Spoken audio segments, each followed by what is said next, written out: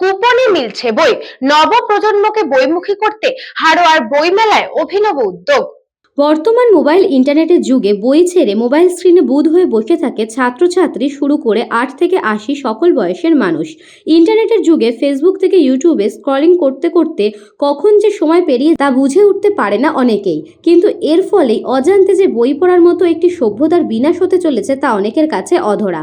সেই সমস্যার সমাধানে হাড়োয়া পঞ্চায়েত সমিতির সহসভাপতি আব্দুল খালিক মোল্লার সভাপতিত্বে ও হাড়োয়ার বিশিষ্ট সমাজসেবী ফরিদ জমাদারের সম্পাদনায় এক অভিনব উদ্যোগ দেখা গেল হাড়োয়া বইমেলা 2026-এ।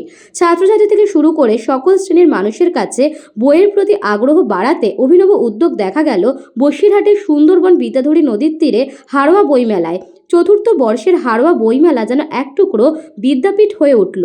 বইমেলা শুরু হওয়ার আগেই উদ্যোক্তারা বাড়িতে বাড়িতে গিয়ে কুপন বিক্রি করা হয়েছে, আর সেই কুপন দিয়েই বইমেলায় বই সংগ্রহ করতে পারবেন সংশ্লিষ্ট ব্যক্তিরা।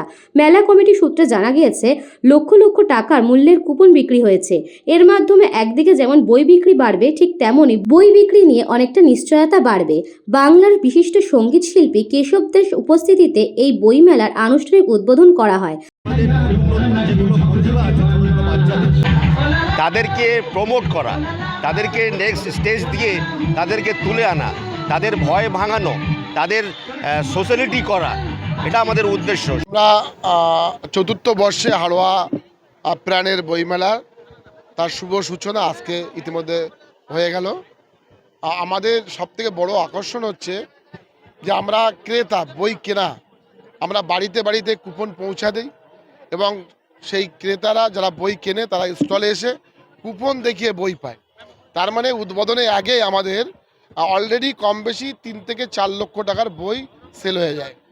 4 দিনের মধ্যে যারা কুপন নিয়ে আসবে, কুপন দেখিয়ে বই পাবে। এটা কোনো চাঁদা নয়, আপনি 500 টাকা দিলেন, 500 টাকার কুপন দেবো, সেই কুপন থেকে আপনারা বই সংগ্রহ করবেন। এটা হচ্ছে কি হাড়োয়া বইমেলার মূল আকর্ষণ। সুন্দরবন থেকে সুকান্ত দাসের report, news Banga time. St. Augustine's Day School, Barakpur. Success for every child. Admission open 2026 to 2027. Contact number 900793 4555.